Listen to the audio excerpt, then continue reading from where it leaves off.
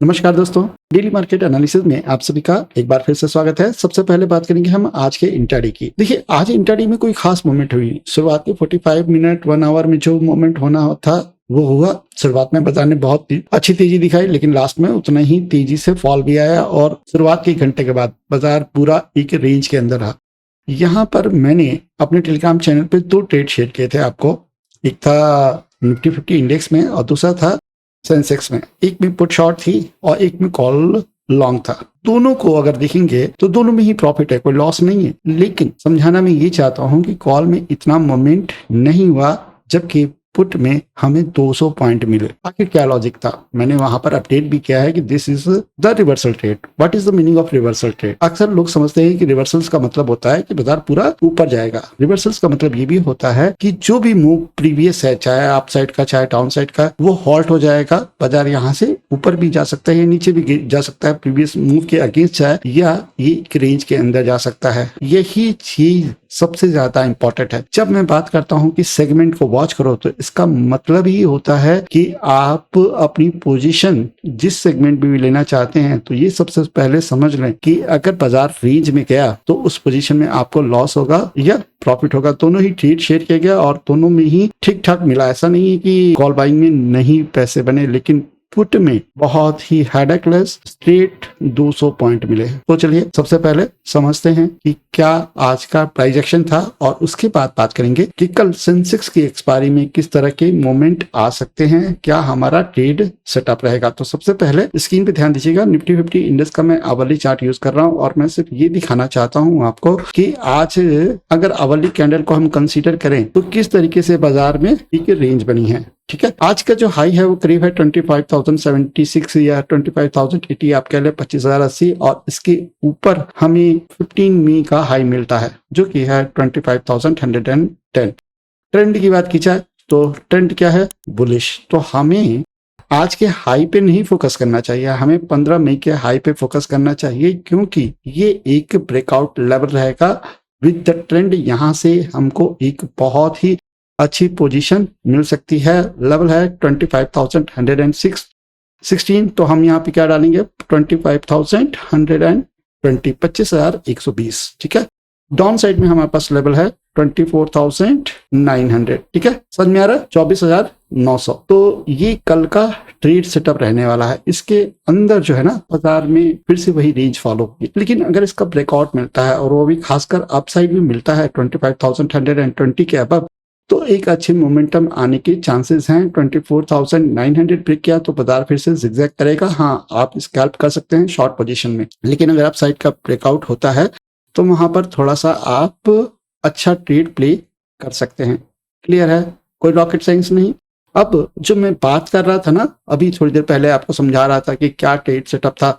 तो trade setup ये था कि भाई ये हो गया था और उसके बाद जब ये नीचे आया तो मैंने कहा कि मैं यहाँ से ट्रेड प्लान कर सकता हूँ और उसके लिए मैं स्ट्राइक चुनूंगा 81,700 का पुट। ठीक है, सेंसेक्स की मैं बात कर रहा हूँ और हमें यहाँ पर अच्छा पैसा मिला। उसी समय पर मैंने आपको 24,900 का कॉल भी कहा, रिकमेंड किया है कि हाँ 24,900 कॉल में भी पोजीशन बना सकते हैं। लेकिन उसमें देखेंगे तो पूरे दिन में 30-40 पॉइंट मिले और वो भी अगर आपने एंट्री गलत कर दी तो यहाँ पे कोई खास पैसा मिलता ही नहीं। इसी को कहा जाता है कि आपके समझने से कुछ नहीं होता। आप ये जानते हैं कि भैया आज 24,950 बहुत ही बढ़िया सपोर्ट है, लेकिन आप पैसा बनाएंगे या नहीं बनाएंगे ये डिपेंड करता है आपके अप्रोच पे। अब इसका ड्रॉबैक भी है, आप सेगमेंट चूज कर लेते हैं, ऑप्शन सेल कर लेते हैं, लेकिन क्या होगा? इसी दिन स्ट्रेट भाग जाएगा, फिर आप रिग्रेट करेंगे कि यार काश ऑप्शन बाय कर ली होती। लेकिन अगर मैं अपनी बात करूं तो मेरा एक क्लियर चांस होता है कि रिवर्सल ट्रेड में हमेशा ऑप्शन सेल में प्रेफर करूंगा। भले ही बाजार यहां से फट के चांद पे भी चला जाए तो मेरा कोई कंसर्न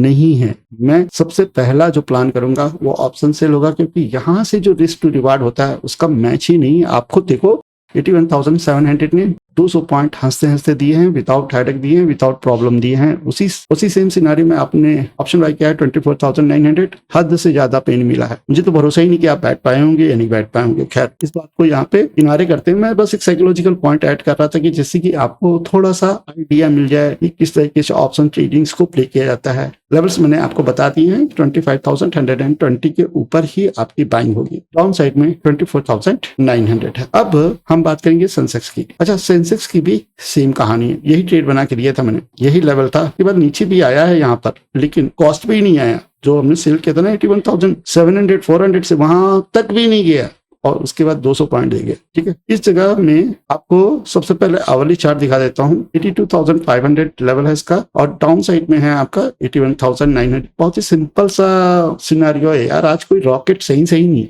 भले देखिए क्या होता है ना कि जब भी बाजार रेंज के अंदर होता है ना, नेक्स्ट डे बहुत इजी हो जाता है। क्यों? क्योंकि आपको रेंज का हाई लो मार्क करना है, इसके अलावा कोई ट्रेड सेटअप ही नहीं बनता है। अब यहाँ पर मूवमेंट दोनों साइड हुई है तो रेंज भी बड़ी मिली है, देखेंगे तो 600 पॉइंट की रेंज मिली है, करीब आप कह सकते हो 0.5% से ज्यादा की रेंज मिली है सेंसेक्स में। तो ये रेंज के अंदर तो डांस होगा, ये तो आपको समझ में आ रहा है। हाँ, रेंज ब्रेकआउट होगा तो आपको कुछ देखने को मिल जाएगा और वही हमारा कल का ट्रेड सेटअप रहेगा। अब ज्यादा से ज्यादा क्या हो सकता है, ये रेंज गैप से ब्रेक हो जाए, अप साइड में या डाउन साइड में, इतना ही हो सकता है। लेकिन आपको भी समझ में आना चाहिए 500-600 पॉइंट की रेंज हलवा नहीं है कि रेंज से ब्रेकआउट हो जाएगी। तो कल के दिन आपको बहुत ही पेशेंस से इन लेवल्स का वेट करना है। 82,500 और डाउन साइड में 81,900। अप साइड में ब्रेक होगा तो पहला टारगेट रख लीजिएगा, यहाँ पर हाई है करीब 762 के आसपास, तो 150-200 पॉइंट तक ही आपको थोड़ी सावधानी बरतनी है। और फिर अगर ब्रेकआउट हुआ तो फिर तो आपको मालूम है कि ट्रेंड के साथ जा रहे हैं, फिर तो मैक्सिमम आपको कैप्चर करना ही चाहिए। डाउन साइड में अगर ब्रेक होता है तो आप पॉइंट टू पॉइंट चलेंगे, 81,900 से सेल करके फर्स्ट टारगेट 81,650 और उसके बाद आप 81,400 तक जा सकते हैं। ठीक है, डाउन साइड में थोड़ा सा एहतियात बरतना है। होप चीजें आपको यहाँ पर क्लियर समझ में आ रही होंगी। और अब बात करेंगे बैंक निफ्टी इंडेक्स की। मैं पिछले 2 हफ्तों से चिल्ला रहा हूँ कि बैंक निफ्टी का ये जो रेंज है ना, ये बहुत ही क्रूशियल लेवल है। आप देखोगे तो करीब 23 अप्रैल से फंसे हुए हैं हम, है ना। हमने निफ्टी में क्या दिखा था 15 में से, ये उससे पहले से फंसा हुआ है। उससे पहले की रैली भी बहुत अच्छी थी और अब ये करीब 1 महीना इस रेंज के अंदर निकाल चुका है। तो जब तक ये रेंज ब्रेक नहीं होगी, आपको मैं बता रहा हूँ डायरेक्शनल ट्रेड, लंबा ट्रेड, बड़ा ट्रेड, उसके बारे में बता रहा हूँ। इंट्राडे के वालों के लिए तो एक अलग चीज है, लेकिन हाँ, हमको ये मालूम है कि जब भी ये रेंज ब्रेक होगी, बैंक निफ्टी इंडेक्स एक नया ऑल टाइम हाई लगाएगा और वो दिन होगा हमारे मैक्सिमम पैसा बनाने का। अब इंट्राडे की अगर मैं बात करूं तो यहाँ पर जो क्लोजिंग आई है वो है 55,572। ठीक है, मैं इन लेवल्स को मार्क कर देता हूं, ध्यान दीजिएगा।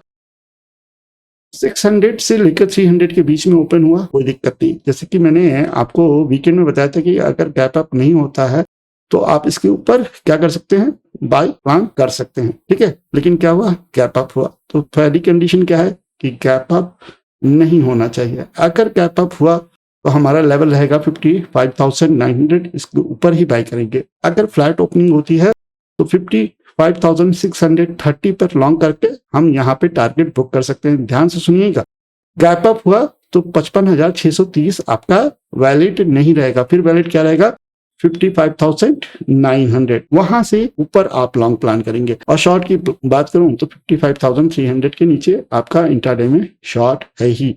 सब चीजें आपको यहाँ पर क्लियर हो गई होंगी। तो आज की वीडियो के लिए बस इतना ही। उम्मीद करता हूँ कि वीडियो आपको पसंद आएगा।